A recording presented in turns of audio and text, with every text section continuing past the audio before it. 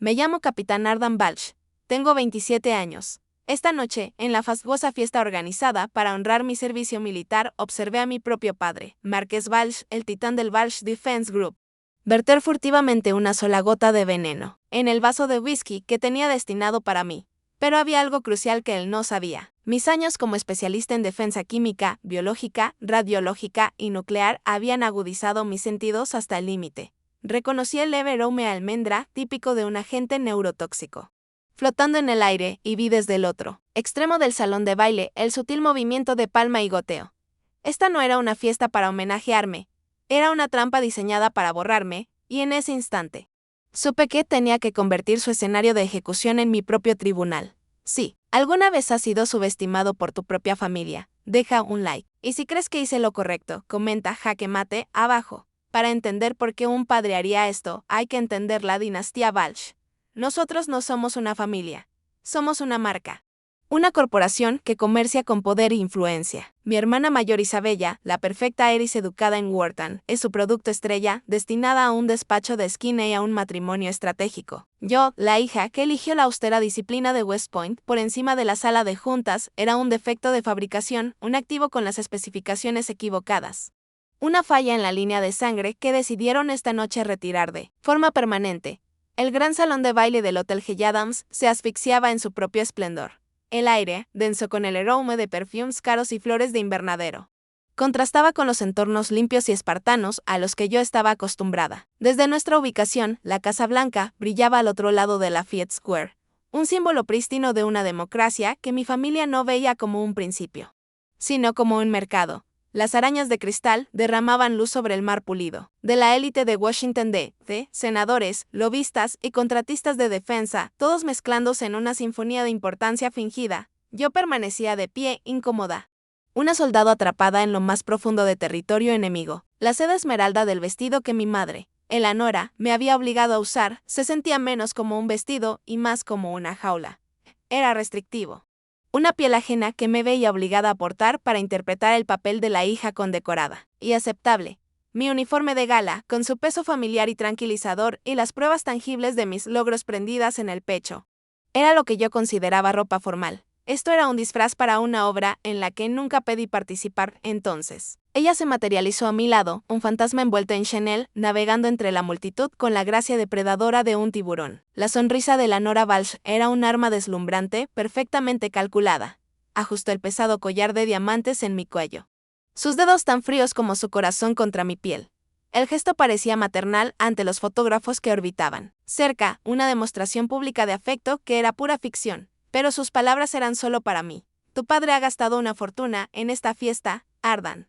Susurró con una voz envenenada envuelta en seda. Su sonrisa no se desdibujó ni un segundo. Una obra maestra de guerra social.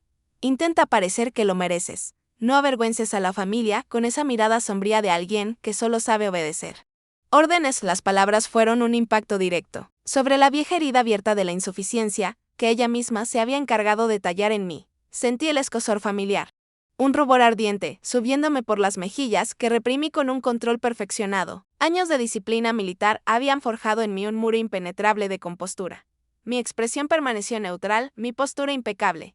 Le di una leve, casi imperceptible inclinación de cabeza, como un soldado acatando una orden desagradable. Su sonrisa se tensó y se alejó flotando para encantar a un congresista. Mi conciencia situacional, ya en estado de máxima alerta, se afiló hasta convertirse en un punto láser. Fue entonces cuando vi al general Alistair Finch abriéndose paso hacia mí, una reliquia de otra era. El general era un verdadero patriota, un hombre de integridad inquebrantable que había sido mentor de mi padre mucho antes de que Marques Balch cambiara su honor por opciones bursátiles.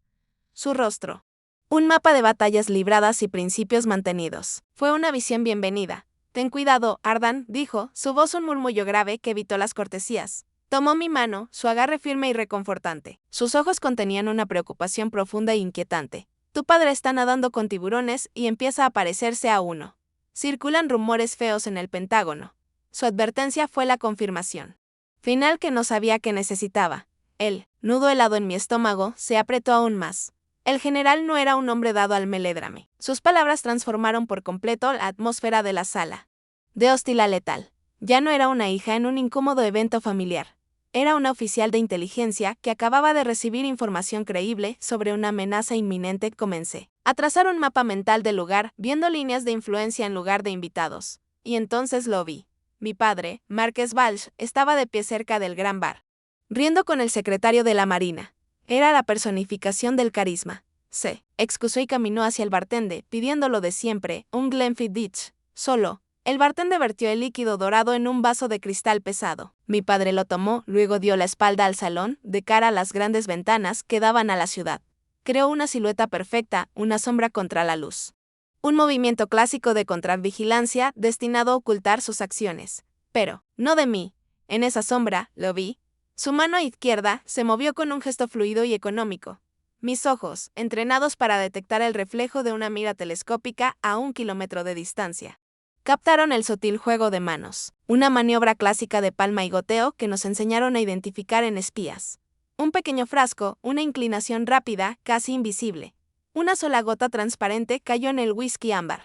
Fusionándose con él en silencio, el tiempo se detuvo. La música del cuarteto se deformó y se desvaneció en un zumbido sordo dentro de mis oídos. Mi corazón no se aceleró, se congeló en el pecho como un bloque de hielo. No era una broma. Era preciso. Era deliberado. Era una ejecución. Todas las piezas encajaron con una brutal claridad. La fiesta repentina, la llamada de mis padres, tan dulcemente fingida, la advertencia del general Finch, el susurro venenoso de mi madre. Toda esta extravagancia no era una fiesta de bienvenida, era una ejecución cuidadosamente orquestada para eliminar al activo incómodo de la familia. A mí, una calma helada y aterradora se apoderó de mí. El shock se desvaneció, reemplazado por una furia ártica, cristalina. El juego que habían estado jugando durante toda mi vida por fin se revelaba, y acababan de hacer su último movimiento. Ahora era mi turno. Márquez golpeó el micrófono, el sonido resonó en el salón de baile, súbitamente en silencio. Esta noche honramos a una verdadera heroína estadounidense. Mi hija. La capitana Ardan Balch. Una ola de aplausos educados recorrió la sala. Pero tampoco podemos olvidar a la heroína en el frente doméstico. Mi brillante hija Isabella. Me hizo un gesto para que subiera al escenario. Ascendí los escalones. Mis movimientos fluidos y controlados. Me entregó el vaso de whisky envenenado. Su peso se sintió inmenso.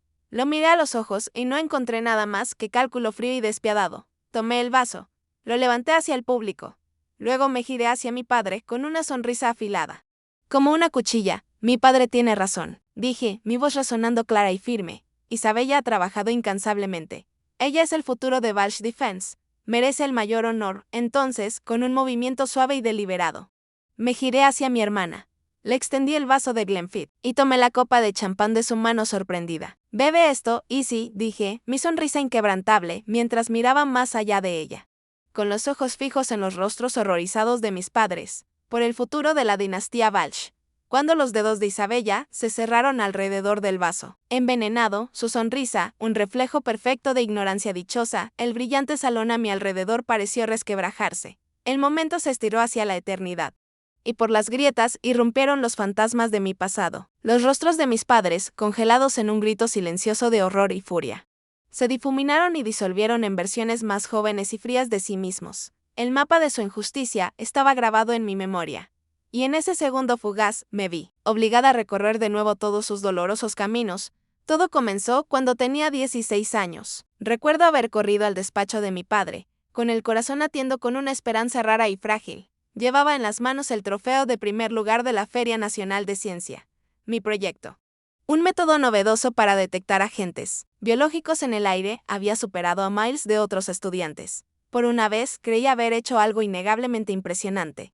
Algo que ni siquiera él podría ignorar. Estaba sentado en su sillón de cuero, leyendo el Wall Street Journal. No levantó la vista cuando irrumpí. ¿Qué es, Ardan?, preguntó, su voz cargada de impaciencia. Le tendí el trofeo.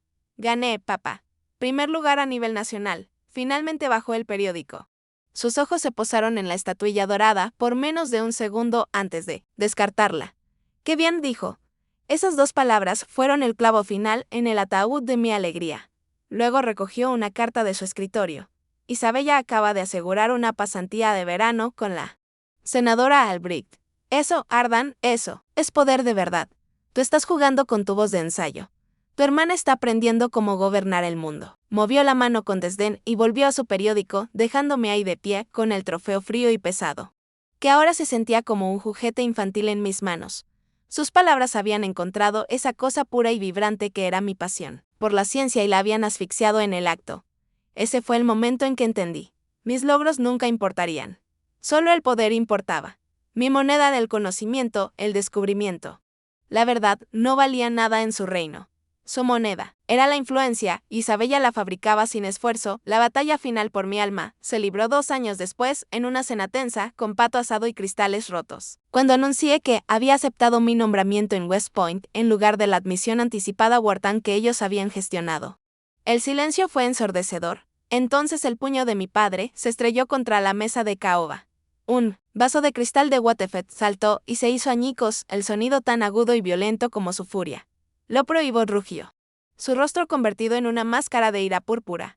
No cría una hija para que se convierta en una soldado de utilería del gobierno. La familia Balch escribe las reglas, Ardan, no las seguimos. Mi madre, Eleanora, empezó a sollozar.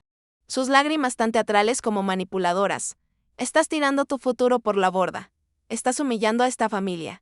¿Qué les diré a nuestros amigos? Que mi hija prefiere dormir en un cuartel a sentarse en una junta directiva. Miré sus rostros, distorsionados por la ira y la decepción. Y no sentí nada más que una profunda sensación de liberación. No estaban enojados porque se preocuparan por mí. Estaban enojados porque estaba rompiendo su juguete, negándome a interpretar el papel que me habían asignado en su gran producción. Esa noche, en la silenciosa rebelión de mi cuarto, empaqué mis cosas. Estaba escapando. West Point no era solo una educación. Era asilo. En todos esos años hubo solo una persona que me vio. Mi abuela materna, Clara. Era la antítesis de mis padres, cálida, sabia. Con una integridad que ellos jamás pudieron comprender.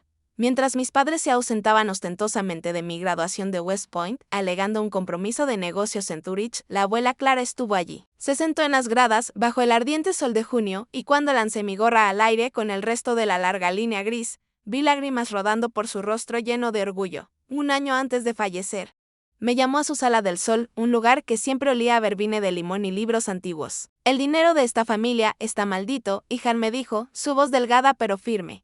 Me tomó la mano. Su piel como pergamino suave, corrompe todo lo que toca. Tu padre ha perdido el rumbo, entonces me habló del fideicomiso que había establecido para mí.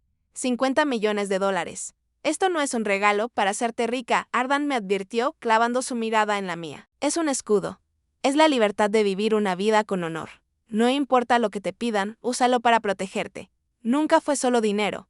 Era un arma, una salida de emergencia y un legado de amor. Todo en uno. Su memoria era un faro, pero incluso esa luz había sido apagada por mi propia esperanza desesperada. Hace solo unas semanas. Llamé a mis padres para decirles que planeaba dejar el ejército para finalmente volver a casa. Por primera vez en mi vida, su reacción fue de pura y absoluta alegría. Cariño, qué noticia tan maravillosa, gorjeó mi madre al teléfono. Excelente. Ardan, tenemos que celebrarlo, tronó mi padre. Una fiesta para honrar a nuestra heroína que regresa. Su repentina calidez fue embriagadora. Estaba tan hambrienta de su aprobación que devoré cada palabra falsa y dulce. Me permití creer que tal vez, al fin, habían cambiado. Que veían mi servicio no como una rebelión, sino como algo digno de orgullo. Fui tan ingenua. Caminé voluntariamente hacia su trampa, cegada por el anhelo de toda una vida por un amor que nunca existió.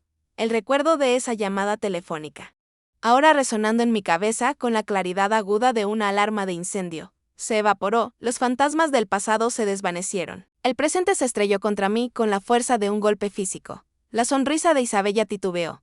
Una expresión de confusión cruzó su rostro al mirar el vaso en su mano. Luego a mí. Su cuerpo comenzó a temblar. El pesado cristal resbaló de sus dedos y se hizo añicos contra el suelo de mármol. El legado de mi abuela fue el honor. El de mis padres era este caos. Esta destrucción desplegándose ante una sala llena de las personas más poderosas del país. Y yo, la mayor decepción de la familia. Era la única calificada para limpiar el desastre. El sonido del vaso estrellándose contra el mármol fue como el disparo de salida. Estalló el caos. Isabella colapsó en un montón de seda esmeralda, su cuerpo ya comenzando a convulsionar. Un suspiro colectivo recorrió el salón, seguido de una ola de gritos de pánico. Senadores y sus asistentes retrocedieron a trompicones, volcando sillas, sus cuidadosamente construidas fachadas de poder derritiéndose en puro y primitivo terror. por un segundo paralizante. Un rayo de terror puro atravesó mi cuerpo. Mi plan había funcionado, pero la realidad de ello, mi hermana, mi propia sangre, muriendo en el suelo, era un horror que no me había permitido contemplar del todo. La culpa fue un golpe físico que amenazó con doblarme las rodillas. Pero entonces, el alarido de mi madre atravesó el ruido, y no fue un grito de dolor, fue una acusación. Tú, gritó Eleanora, su rostro transformado en una máscara de odio puro. Sus ojos, ardiendo con un fuego aterrador. No estaban fijos en su hija moribunda. Estaban clavados en mí. ¿Qué le hiciste a tu hermana? Mi padre, Márquez, se lanzó hacia adelante, pero no hacia Isabella. Me agarró del brazo, sus dedos clavándose como garras en mi bíceps. Me arrastró lejos de ella, su voz un siseo furioso y bajo, solo para mí. ¿Tú lo sabías?, le escupió, su aliento caliente de whisky y rabia. ¿Cómo pudiste hacer esto?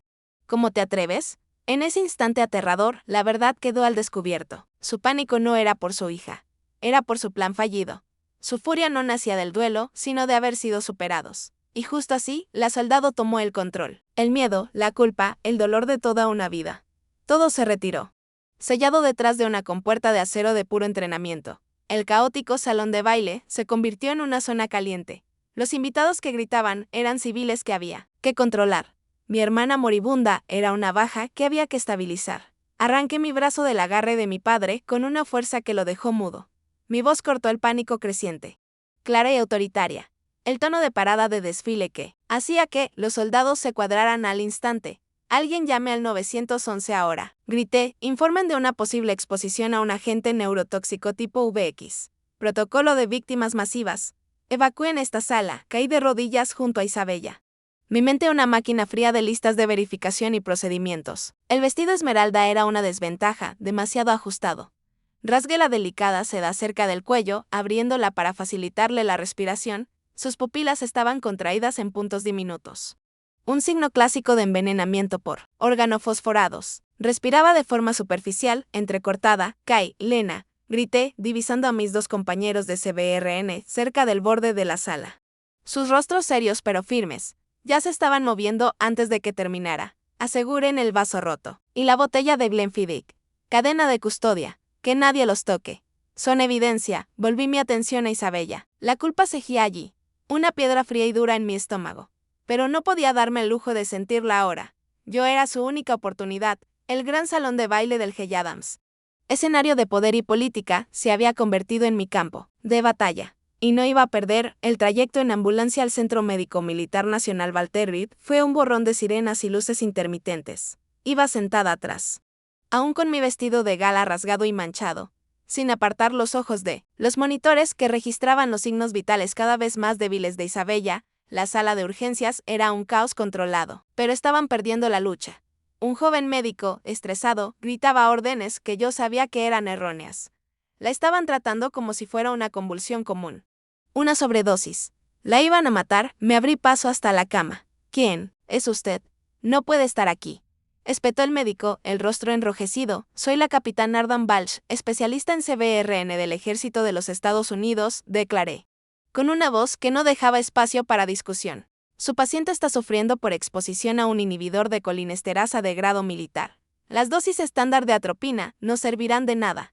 Debe duplicar la palidoxina ahora y preparar una infusión continua de diazepam para controlar las convulsiones antes de que sufra daño cerebral permanente. Él me miró con la boca entreabierta, viendo no a una familiar en pánico con un vestido arruinado, sino a una oficial al mando. Algo en mis ojos, en la absoluta certeza de mi voz, lo hizo dudar. Una enfermera a su lado, una mujer mayor con mirada de quien lo ha visto todo. Asintió levemente. Hágalo, dijo finalmente el médico. Me quedé dando reportes de signos vitales, sugiriendo ajustes de dosis, traduciendo el lenguaje esotérico de la guerra química a términos prácticos de medicina de emergencia. No era médica, pero conocía bien a este enemigo. Había pasado años estudiando cómo mataba y, por ende, cómo detenerlo. Y mientras veía a los monitores estabilizarse, mientras las convulsiones violentas de Isabella se reducían a temblores, supe que mis acciones acababan de salvarle la vida.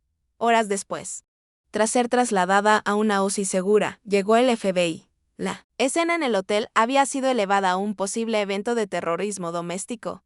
Estaba sentada en una dura silla de plástico, en un pasillo estéril, la adrenalina finalmente disipándose, dejando en su lugar un agotamiento profundo hasta los huesos. Vi cómo interrogaban a mi madre, que representaba magistralmente el papel de una matriarca en duelo. Luego, mi padre emergió de la sala de espera, sin compostura. El rostro como una nube de tormenta llena de furia pura, avanzó por el pasillo y se detuvo frente a mí. Esta vez no susurró. «Has destruido todo», gruñó, agarrándome del brazo otra vez. Su rostro a centímetros del mío. «Todo lo que he construido. Se suponía que eras tú. Tú debías ser la que muriera. No eres más que un fracaso inútil». Sus palabras, crudas y sin filtro, resonaron por el pasillo silencioso del hospital. Lo que no vio fue al agente del FBI, parado justo detrás de la esquina, con la chaqueta del traje desabrochada y la mano cerca del arma. Lo que no sabía era que las cámaras de seguridad del hospital grababan todo el tiempo, sus luces rojas silenciosas captando cada palabra. Y lo que no podía comprender era que su confesión, llena de odio y desesperación, acababa de entregarme la guerra, después de que el FBI se lo llevó. La adrenalina que me había mantenido, unida como una armadura, finalmente se disolvió, dejando solo el doloroso y crudo agotamiento que había debajo. El pasillo del hospital, antes un entorno táctico, de pronto se sintió vasto y frío. Un temblor empezó en mis manos, una reacción tardía al shock, y pronto, todo mi cuerpo temblaba incontrolablemente bajo la delgada seda de mi vestido destruido. Tropecé al salir por las puertas automáticas hacia el frío mordaz de la noche. En DC, el aire de la ciudad se sentía agudo y limpio en mis pulmones. Después del aroma estéril del hospital, me apoyé en un pilar de concreto. La textura áspera en agudo contraste con la opulencia de la noche, y me abracé a mí misma, intentando detener los temblores. Y entonces ellos estaban ahí. Kai y Lena. Habían estado esperando. De pie a una distancia respetuosa, dándome un espacio que no sabía que necesitaba. Se acercaron, no con alarma, sino con la tranquila competencia de soldados que saben cómo atender a un camarada en estado de shock. Lena fue la primera en llegar. No dijo una palabra. Simplemente me envolvió con sus brazos fuertes, en un abrazo firme que me ancló. Hundí el rostro en su hombro. La tela de su sencilla camisa de algodón era un consuelo bienvenido. Entonces Kai se acercó junto a mí. Se quitó su chaqueta de gala del ejército, la formal, de color verde, y la colocó sobre mis hombros. «Estamos aquí, capitana», dijo. Su voz un murmullo bajo y firme. No fue una pregunta ni una oferta. Fue una declaración de hecho. El calor de la lana gruesa se filtró por mi piel, ahuyentando el frío. Inhalé el aroma familiar del detergente militar y ese leve olor limpio de la disciplina de un soldado. Era el aroma de la seguridad, de la lealtad, del hogar. En el círculo de sus brazos, bajo el peso de esa chaqueta, el muro de hierro de compostura que había sostenido toda mi vida, finalmente, se quebró. Una lágrima caliente se deslizó por mi mejilla, luego otra, y pronto un sollozo desgarrado y silencioso escapó de mis labios. Me permití llorar por primera vez en años. No por debilidad, sino porque finalmente estaba en un lugar lo suficientemente seguro como para romperme. Me guiaron hasta la vieja Ford F-150 de Kai.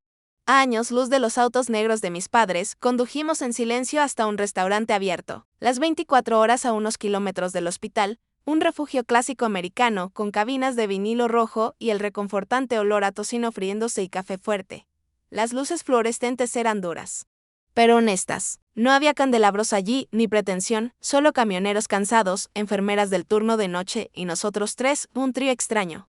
Con nuestra mezcla de ropa formal y uniformes, nos deslizamos en una cabina y una camarera de rostro amable y cansado nos sirvió café sin siquiera preguntarlo. Rodeé con mis manos frías la gruesa taza de cerámica, dejando que el calor se filtrara en mis dedos. Durante mucho tiempo, simplemente nos sentamos allí.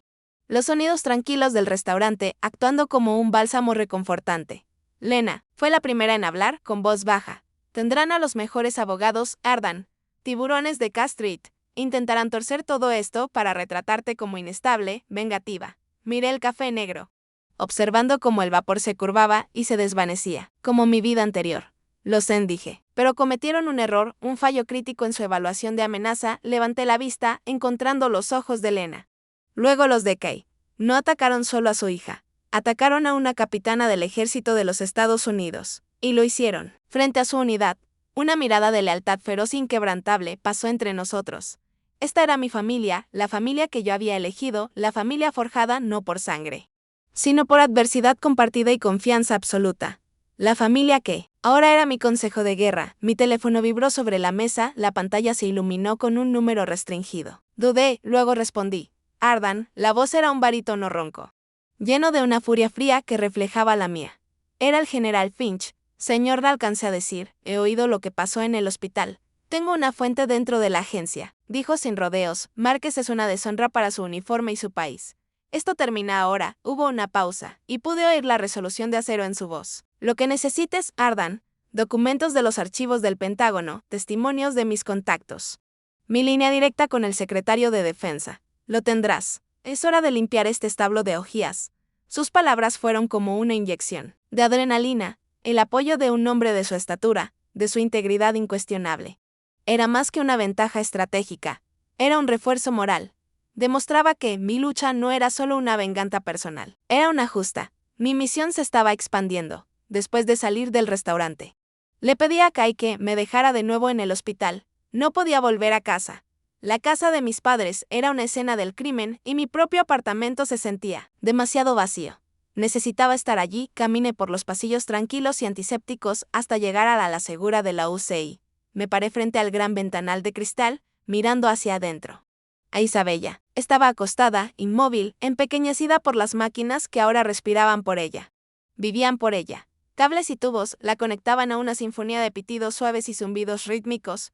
Se veía tan frágil, tan pequeña. La culpa, que había sido contenida por la acción y la adrenalina, regresó con venganza. Ella era inocente, atrapada en una guerra que ni siquiera sabía que se estaba librando. Mi jugada, mi jaque mate, había sido a su costa. Lo siento, y sin susurré al vidrio. Mi aliento empañando un pequeño círculo. Lo siento tanto por haberte arrastrado a esto. Observé el ascenso y descenso constante de su pecho. Una señal de vida que casi apagué y luego luché por salvar. Mi determinación se endureció, transformándose del dolor en un propósito frío como el Diamante. Esto ya no se trataba solo de mí.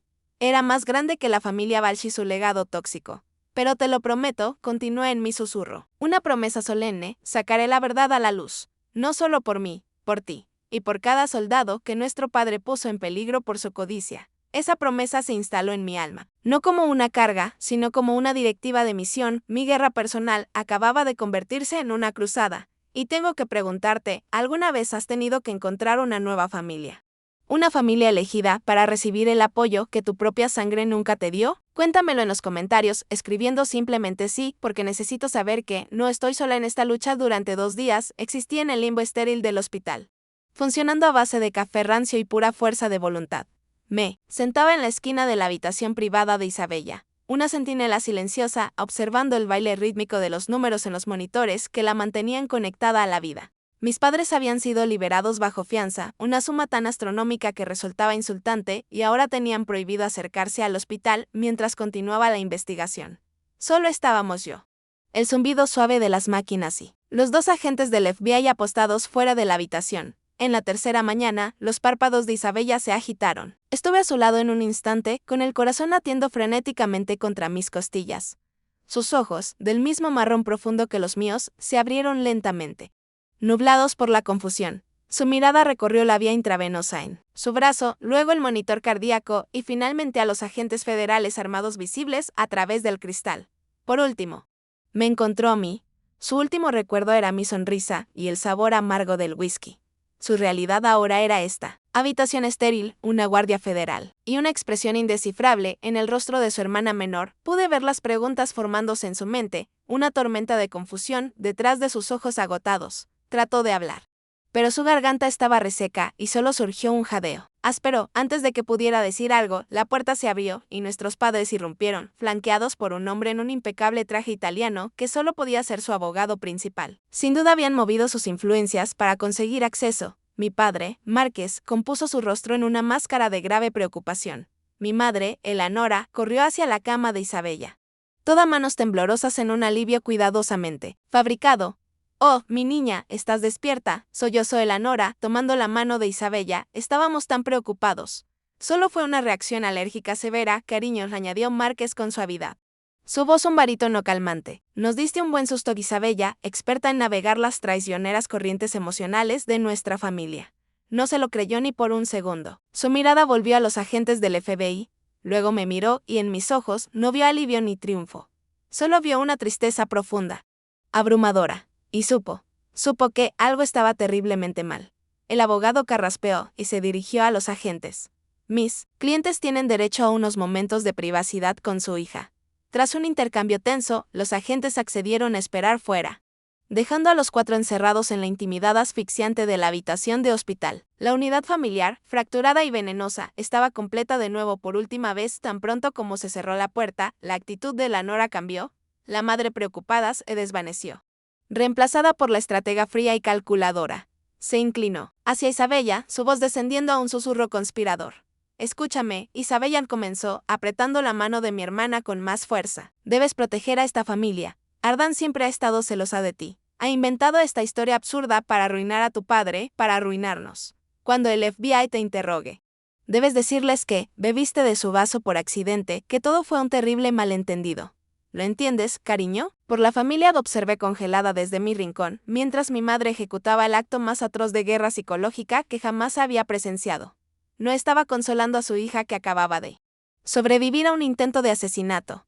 Estaba preparando a una testigo, alimentándole una mentira para salvar su propio pellejo. La primera fisura apareció en la jaula dorada del mundo perfecto de Isabella. Lo vi en la manera en que frunció el ceño, en el destello de incredulidad en sus ojos. Esa no era la voz de una madre amorosa. Era la voz de un abogado preparando a su clienta para testificar. El abogado, al ver mi presencia como una amenaza, insistió en que yo también saliera. No protesté. Simplemente le di a Isabella una última mirada significativa y salí al pasillo. Esperé lo que pareció una eternidad. Mi propio equipo, Kai y Lena, permanecía en silencio a mi lado, un contraste radical con la lealtad comprada del equipo legal de mi padre. Cuando mis padres y su abogado finalmente salieron, sus rostros eran sombríos. Lo que sea que hubieran intentado, no había salido como planeaban. Después de que se fueron, me permitieron volver a entrar. La habitación estaba cargada con el eco del veneno de mi madre. Un tóxico mucho más insidioso que el que había corrido por las venas de Isabella. Estaba pálida, los ojos muy abiertos con un horror creciente. Me miró con una súplica silenciosa en la mirada. Necesitaba la verdad, por más fea que fuera. No dije una palabra. Simplemente saqué mi teléfono, que había recuperado de mi apartamento. Kai, con sus manos firmes de cirujano, había logrado capturar un video sorprendentemente claro de lo ocurrido en el escenario desde su mesa. Coloqué el teléfono en la mesita junto a la cama de Isabella y presioné reproducir. Ella vio la escena desarrollarse en silencio, ella vio la fiesta, los brindis, las grandilocuentes declaraciones. Me vio subir al escenario y aceptar el vaso de nuestro padre. Vio la sonrisa que le dediqué. Y luego vio el intercambio, un momento, que recordaba pero no comprendía del todo. El ángulo del video era perfecto para capturar la reacción de nuestros padres. No hubo sorpresa, no hubo confusión, solo una fracción de segundo de horror absoluto, congelado, al ver cómo su plan perfecto se salía de control. No gritaron, no se movieron para detenerla. Solo observaron. La respiración de Isabella se entrecortó. Reprodujo ese único momento una y otra vez. Su dedo temblando mientras tocaba la pantalla. Observaba sus rostros, su inacción. Ellos lo sabían, susurró, apenas audible. Una única lágrima escapó, trazando un surco por su pálida mejilla. Sabían lo que había en ese vaso, y me vieron beberlo. La verdad no cayó como una lluvia suave, sino como un tsunami, arrasando los cimientos de toda su vida. Cada recuerdo preciado, cada palabra de alabanza, cada promesa de amor, ahora brillaban bajo la luz horrorosa de esta verdad imperdonable. La niña dorada, la princesa adorada, era tan prescindible como la soldado rebelde. El sonido de pasos acercándose por el pasillo nos trajo de vuelta al presente. Los abogados estaban regresando. Los ojos de Isabella, ahora nítidos con un nuevo y aterrador entendimiento, se clavaron en los míos. Me hizo un gesto débil para que me acercara. Cuando me incliné, su mano frágil salió disparada y tomó mi muñeca. Presionó algo pequeño y frío contra mi palma, cerrando mis dedos alrededor de ello. Era una llave. El estudio de papá, en la casa, susurró con la voz rota y áspera. Compartimiento secreto en el cajón inferior de su escritorio. ¿La combinación? El cumpleaños de la abuela Clara. Sus ojos ardían con una intensidad que nunca antes le había visto. Encuéntralo, Ardan. Encuéntralo antes de que lo destruyan todo. Fue el primer acto verdaderamente rebelde de su vida. En ese momento, ya no era la Eris de los Balch.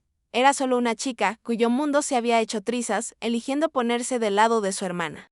Del lado de una verdad terrible y dolorosa. La pequeña llave que Isabella había puesto en mi mano se sentía como una granada viva. Era tanto el camino hacia la justicia como el detonante de una guerra que estaba a punto de escalar más allá de cualquier imaginación. No había tiempo que perder. El equipo legal de mi padre ya estaría en movimiento, preparando la destrucción. Eliminación y limpieza de cada evidencia incriminatoria que pudieran encontrar.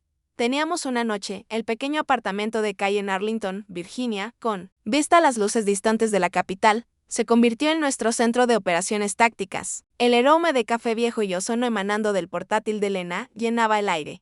Esparcido sobre la alfombra desgastada del salón, no había mapas de una ciudad extranjera, sino los planos de mi casa de infancia, la enorme propiedad Balch en PTOAC. Maryland, un lugar que conocía como la palma de mi mano, pero que ahora me preparaba para infiltrar como si fuera un complejo hostil. Lena, prodigio de inteligencia de señales, que probablemente podría hackear NORAD con un teléfono desechable. Tecleaba sin parar. Bien, estoy dentro de su red, murmuró, su rostro iluminado por el resplandor de la pantalla. Es un sistema Peradax comercial, de primera gama. 8 zonas de sensores de movimiento. Cámaras infrarrojas en todos los puntos de entrada, principales. Tu padre no escatima. Nunca lo hacen, respondí.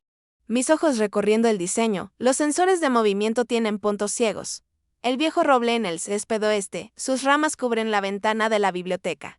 Esa será mi entrada. Kai, ex fuerzas especiales, experto en brechas, que se movía con la gracia silenciosa de un depredador, señaló el plano. La propiedad tiene patrullas privadas de seguridad, hacen rondas perimetrales cada 20 minutos, como un reloj.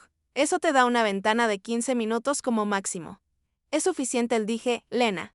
Serás mis ojos, monitoreando las cámaras. Kai, necesito que actives un inhibidor de baja frecuencia en cuanto entre.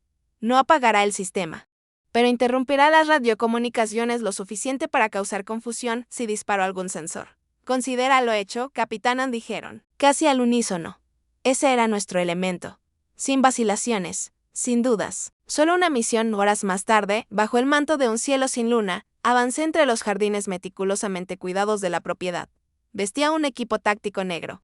Un fantasma acechando el paisaje de mis propios recuerdos dolorosos. Cada crujido de hojas, cada rama que se partía bajo mis pies, sonaba como un disparo en el silencio opresivo. Llegué al viejo roble. Sus ramas familiares formaban una escalera oscura contra el muro de piedra de la casa. Desde mi auricular, la voz de Lena llegó como un susurro sereno. La patrulla acaba de pasar tu posición. Tienes la ventana abierta. Escalé el árbol con una facilidad adquirida, mis músculos recordando las subidas de una infancia solitaria. Escapando de la casa, alcancé la ventana de la biblioteca y saqué de mi mochila un pequeño dispositivo de succión. Corté un círculo perfecto en el cristal. Me deslicé hacia el interior, aterrizando en silencio sobre la alfombra persa mollida. El aire en la casa era frío y estático, con el persistente aroma empalagoso de los puros cubanos de mi padre y el cuero envejecido. Era el olor del poder y de los secretos.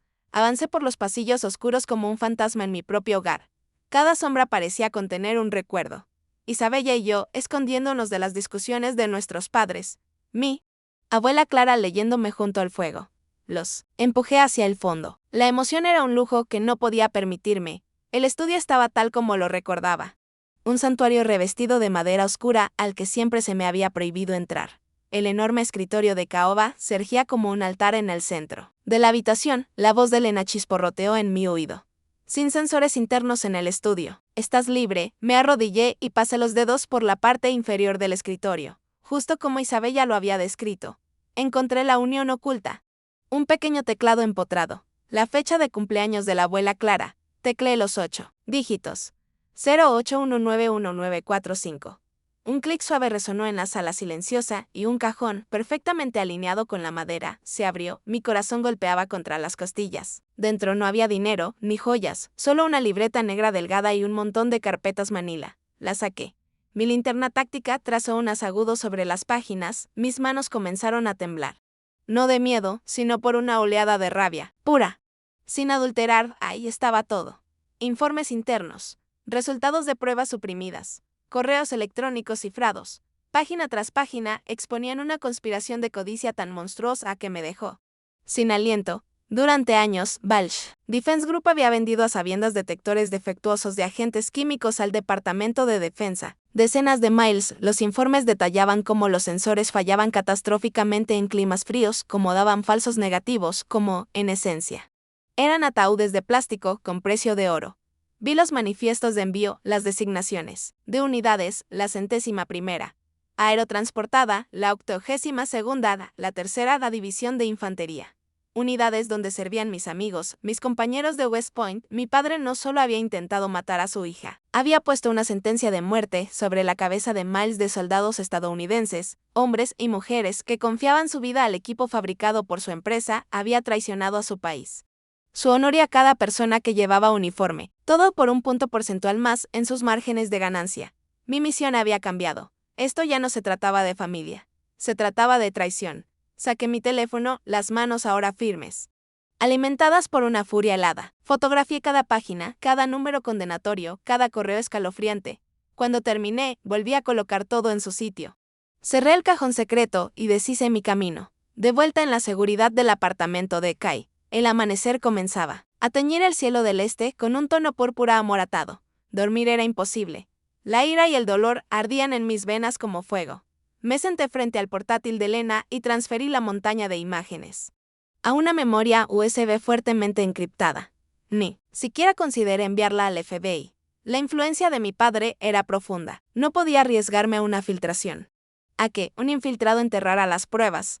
Solo había una persona en quien confiaba para llevar esta guerra hasta el final. Abrí un cliente de mensajería militar segura y cargué el archivo. Él.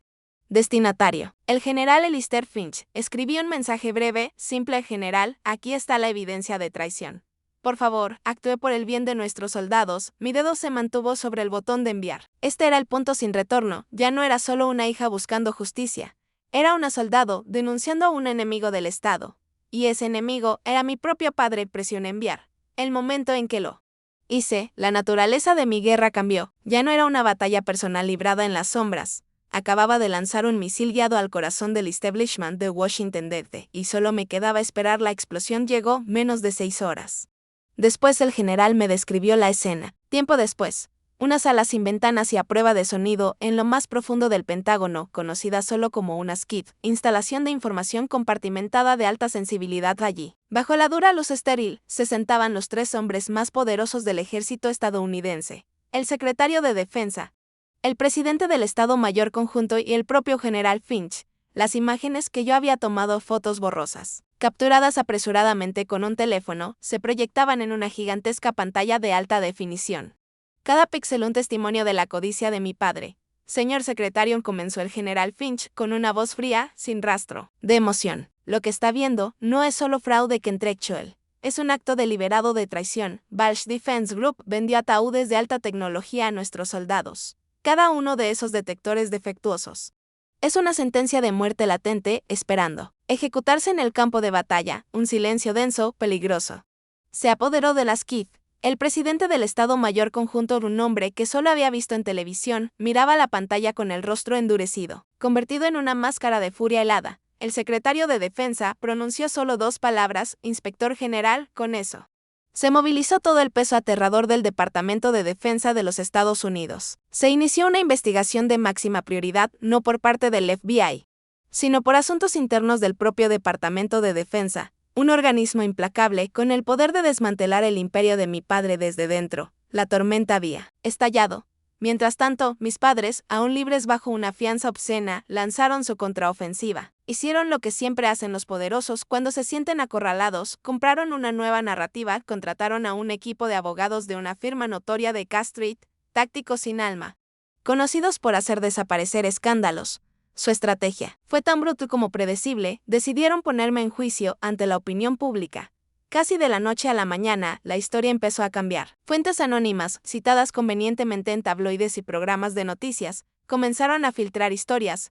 Me retrataban como una veterana resentida, con PTSD severo, desquitándose con su familia por codicia. Usaron mi servicio, lo mismo que mi padre fingía honrar, como un arma contra mí, torciendo mi dedicación hasta convertirla en un síntoma de inestabilidad mental. Cada misión que había cumplido, cada sacrificio que había hecho, fue reformulado como un trauma que me había dejado rota e inestable.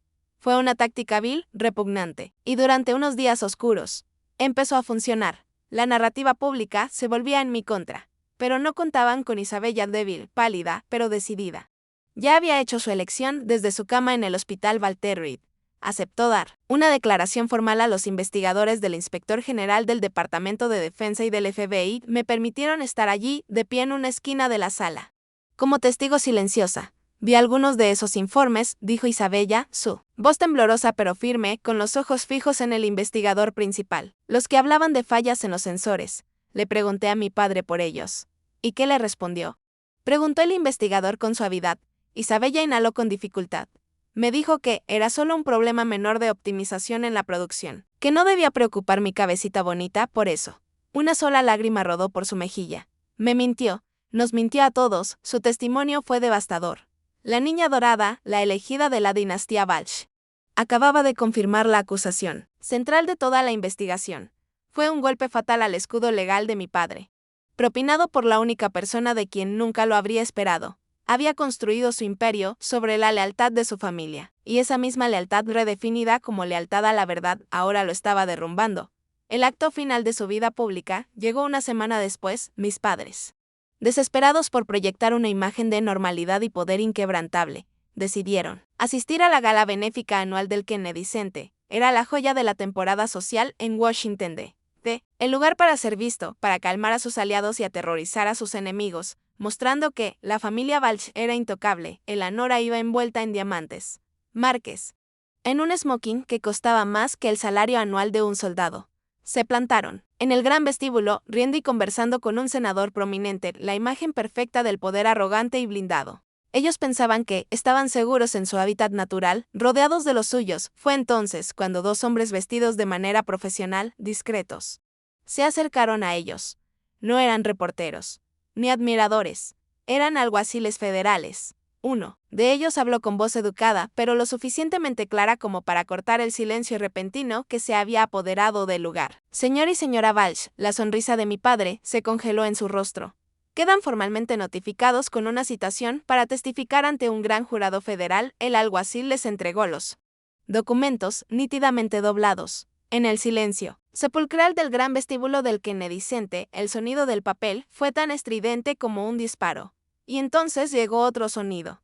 El frenético, depredador clic de docenas de cámaras. La prensa, que había sido alertada, capturó el momento. Desde todos los ángulos, los flashes estallaban como una cadena de explosiones, iluminando las expresiones atónitas y horrorizadas en los rostros de mis padres. Sus máscaras cuidadosamente construidas fueron arrancadas, dejando al descubierto la podredumbre que escondían a la vista de todo el mundo. La dinastía Balch, el imperio intocable de poder e influencia, acababa de empezar a desmoronarse, de la forma más pública e imaginable. El día de la audiencia llegó no con una tormenta, sino con un frío silencio absoluto por las implicaciones de seguridad nacional. No fue un juicio público, sino una audiencia federal a puerta cerrada, en una sala revestida en madera que se sentía más como una tumba que como una corte. No había jurado, solo un juez federal severo, de cabello gris, el equipo de fiscales del Departamento de Justicia, y mis padres con su ejército de abogados carísimos. Yo entré con mi uniforme de servicio del ejército.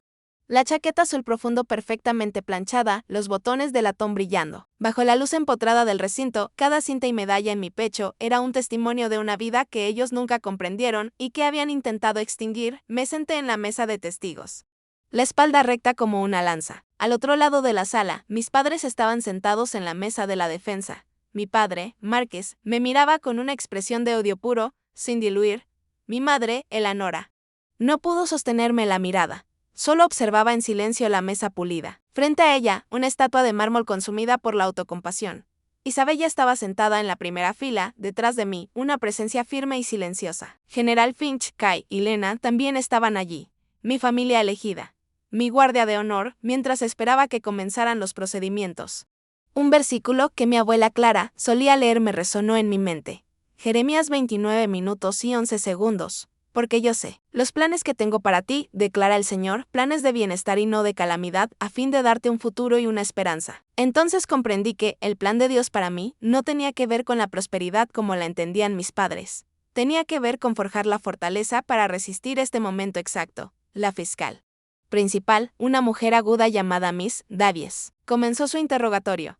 Capitana Balch, dijo, su voz calmada y firme, ¿podría decirle a la corte por qué cree que su padre, Márquez Balch, intentó envenenarla? Respiré hondo y miré directamente a mi padre, porque en el mundo de mi padre dije, con voz clara, sin un solo temblor, todo y todos se clasifican como activos o pasivos. Durante años fui un pasivo, la hija desobediente que eligió el servicio por encima del lucro, pero cuando mi abuela me dejó un fideicomiso considerable Me convertí en un activo que él planeaba liquidar. La sala quedó completamente en silencio y griega los soldados que sirven a este país, continué. Para él, son pérdidas aceptables en la búsqueda de un precio de acciones más alto. El abogado principal de mi padre, un operador pulido de Castrit llamado Peterson, se levantó para el contrainterrogatorio. Su estrategia era evidente, desacreditarme y destruirme. Capitán, comenzó, su voz goteando con descendencia, ¿no es cierto que usted tiene un largo historial de rebeldía? Que desafió los deseos de sus padres al asistir a una academia militar, una elección de carrera que, según cualquier métrica financiera, fue un fracaso comparado con lo que su familia le ofrecía. Antes de que pudiera responder, una voz clara se alzó detrás de mí. Objeción, el juez lucía sorprendido. ¿Bajo qué fundamento? ¿Y quién está hablando? Isabella se puso de pie, su voz temblorosa pero decidida. Bajo el fundamento de que se está asesinando el carácter de mi hermana. Su señoría Peterson sonrió con burla. ¿Y usted quién es? Soy Isabella Walsh. Y la decisión de mi hermana no fue un acto de rebeldía. En una familia que perdió su brújula moral, su elección fue la única honorable. Ella eligió el honor. Un silencio atónito invadió la sala. Peterson, por primera vez, estaba sin palabras. El juez simplemente asintió hacia Isabella. Gracias, señorita Walsh. Puede sentarse. El movimiento final de la fiscalía fue una jugada maestra. Miss Davies presentó un pequeño libro encuadernado en cuero ante la corte. Su señoría. Este es el diario personal de Clara Walsh, madre del acusado, ya fallecida. Peterson se puso de pie de un salto. Objeción. Testimonio de oídas habla del estado mental y del carácter sostenido del acusado. Su señoría, replicó Davies con calma. ¿Puedo leer una entrada fechada poco antes de su muerte? El juez entrecerró los ojos hacia el diario. Luego, asintió.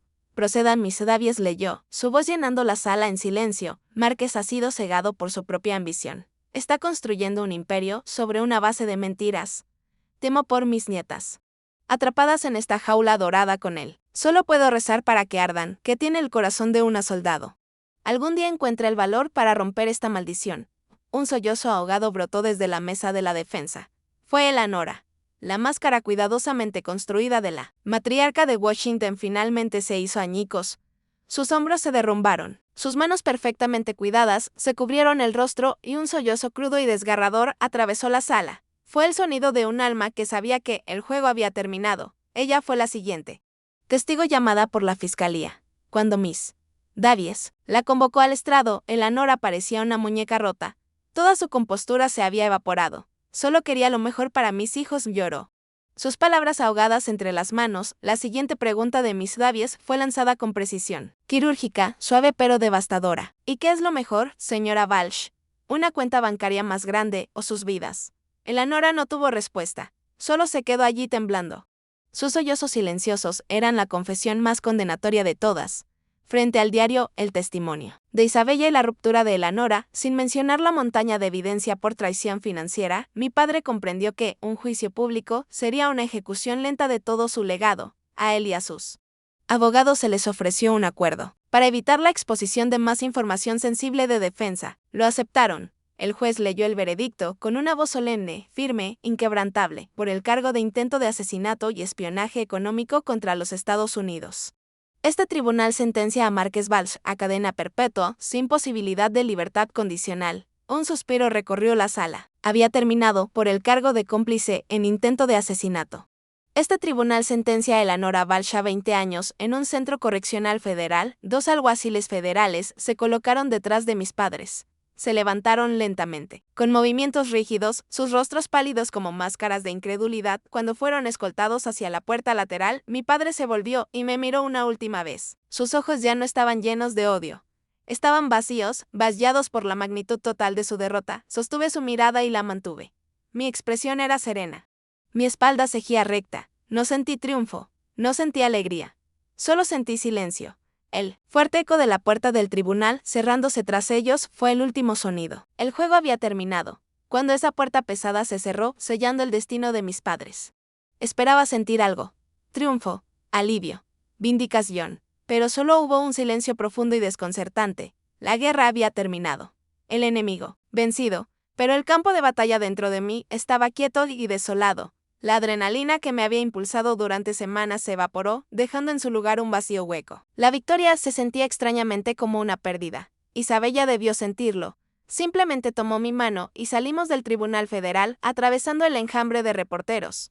Hasta el auto que nos esperaba, conducido por Kai, no volvimos. A la ciudad, en cambio, manejamos hacia el este, hacia la bahía de Chesapeake, al único lugar que alguna vez se sintió como un santuario real, la casa de nuestra abuela Clara en Annapolis. Era una hermosa casa colonial antigua, rodeada de robles, con un amplio porche que daba al murmullo suave del agua contra la orilla. Olfateaba a sal, a madera antigua y al persistente aroma a lavanda de mi abuela. Durante días, Isabella y yo no hicimos nada. Nos sentábamos en el porche, en sillas de mimbre desgastadas, envueltas en viejas mantas, y mirábamos los veleros cruzar lentamente. La bahía hablábamos muy poco. Dejábamos que el silencio hiciera el trabajo que las palabras no podían. Éramos dos sobrevivientes a la deriva en un bote salvavidas, cuidando en silencio nuestras heridas invisibles tras la tormenta. Una semana después de iniciado nuestro retiro, llegó una carta. Provenía del Centro Correccional Federal, donde estaba recluida mi madre. El sobre era simple, la dirección escrita con la elegante caligrafía que conocía tan bien de Eleanora. La sostuve por mucho tiempo. El papel se sentía pesado con el peso de nuestra historia rota compartida. Finalmente la abrí. Dentro, en una sola hoja de papelería oficial de prisión, había 2 palabras garabateadas con una mano temblorosa, casi legible: lo siento. No había manipulación en esas palabras, ni intento de justificar nada. Por primera vez en mi vida, sentí que eran sinceras. Las leí una y otra vez. Luego doblé la carta y se la entregué a Isabella. Ella la leyó, su expresión impenetrable, y me la devolvió. ¿Qué piensas?, pregunté, con voz apenas audible. Isabella miró hacia el agua, la mirada distante. Creo, dijo lentamente, eligiendo con cuidado cada palabra, que puedes perdonarla por lo que hizo, pero no tienes que permitirle volver a tu vida para hacerlo. Se giró hacia mí, los ojos llenos de una sabiduría triste que no había estado allí un mes atrás. A veces, amar a alguien significa amarlo desde una distancia segura. Sus palabras resonaron con una verdad profunda. El perdón no se trataba de absolverlos de sus pecados, se trataba de liberarme a mí misma de la prisión de mi propia ira. Podía perdonar a Eleanora por su debilidad, por su complicidad, pero no tenía que responder la carta. No tenía que reabrir esa puerta. Simplemente guardé la carta en el viejo escritorio de mi abuela Clara. Mi perdón sería tan silencioso y privado como su disculpa. Mi padre era otro asunto. Su crimen no fue de debilidad, sino de una malicia calculada. Había una última pieza de este capítulo que debía cerrar. Una semana después conduje hasta la Penitenciaría Federal de Máxima Seguridad en Cumberland, Maryland. La sala de visitas era un lugar frío, estéril, pintado de un gris institucional sin alma. Nos sentamos en lados opuestos de un grueso vidrio reforzado, hablando por teléfonos intercomunicadores que crepitaban. Se veía más pequeño. Ya no quedaba rastro de los trajes a medida ni del aura carismática. Solo un uniforme de prisión desgastado y la postura vencida de un rey destronado. Había envejecido una década en un mes. No se disculpó. Nunca esperé que lo hiciera. Su narcisismo era una fortaleza que ninguna realidad podía derribar. Tomó el teléfono, sus ojos con ese destello familiar de resentimiento. ¿Estás satisfecha?, preguntó, su voz un gruñido ronco. Ahora que destruiste todo. Lo miré, no con la ira de una hija herida, sino con la calma impasible de una extraña. El hombre al otro lado del vidrio ya no era mi padre. Era solo un caso de estudio, un monumento a la codicia corrosiva y total. Yo no destruí nada, Márquez, dije, usando su nombre de pila por primera y última vez en mi vida. Solo sostuve un espejo y te mostré lo que ya estaba ahí. Le deseé paz, coloqué el auricular de nuevo en su lugar, rompiendo nuestra última conexión. Me levanté, le di la espalda al vidrio y salí de esa sala sin mirar atrás. Dejé al fantasma de mi padre atrás, prisionero de su propia creación, y por primera vez me sentí verdaderamente libre esa noche de regreso en la casa de mi abuela. Isabella y yo sabíamos que aún quedaba una última cosa por hacer. Subimos al ático y lo encontramos. Una caja pesada, cubierta de polvo, simplemente etiquetada familia. Dentro había décadas de mentiras cuidadosamente curadas. Álbumes de fotos llenos de sonrisas forzadas en Navidad, vacaciones tensas en los Hamptons, fiestas de cumpleaños que parecían eventos corporativos. Una familia perfecta capturada en papel brillante. Llevamos la caja abajo y nos sentamos frente a la gran chimenea de piedra. No rompimos las fotos con rabia. En cambio, las sacamos una por una. Observando cada imagen bajo el cálido resplandor de las lámparas del salón, reconocimos el pasado, lo bueno y lo malo, la niña que se esforzó tanto, y la hermana que no supo ver. Vimos los rostros de nuestros padres, fantasmas de una vida que nunca fue realmente nuestra. Entonces, juntas, empezamos a alimentar las fotos al fuego. Vimos cómo Las llamas se curvaban alrededor de los bordes de un retrato navideño perfecto, convirtiendo nuestras sonrisas falsas en ceniza. Vimos un viaje de esquí a Aspen fundirse y desaparecer entre las brasas. No fue un acto de rabia. Fue una liberación. Un funeral para una familia que en realidad nunca existió. Cuando la última fotografía fue consumida por el fuego, una profunda sensación de paz se asentó en la habitación. Un gran peso invisible, que ni siquiera sabía que llevaba encima, se levantó de mis hombros. El legado tóxico de la dinastía Balch había terminado esa noche. En la calidez y la luz del hogar de nuestra abuela. Ya no estábamos definidas por su nombre ni por sus crímenes. Éramos solo Ardan y Isabella, y finalmente éramos libres para construir algo nuevo desde las cenizas. Un año puede sentirse como toda una vida, un año después del fuego que consumió nuestro pasado. El mundo se sentía distinto, coloreado por matices de esperanza que había olvidado que existían. Las estaciones habían cambiado, y con ellas, nuestras vidas también. Emergimos de las cenizas, no ilesas, pero reconstruidas, más fuertes en los lugares rotos. Tras una ceremonia discreta en el Pentágono, recibí una baja honorable del ejército. Mi servicio había terminado, pero mi misión, la que nació en el crisol de la traición familiar, apenas comenzaba.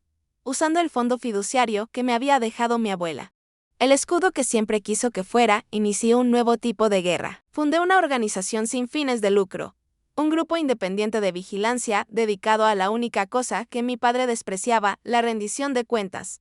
Reunimos a un equipo de los mejores ingenieros y científicos, y comenzamos el arduo trabajo de probar y verificar de forma independiente el equipo militar, asegurándonos de que la vida de los soldados nunca más se apostara por ganancias corporativas. Isabella, completamente recuperada, encontró su propio propósito. La chica, que fue creada para dirigir un imperio corrupto, decidió aprender a desmantelarlos. Se inscribió en la Facultad de Derecho en Georgetown.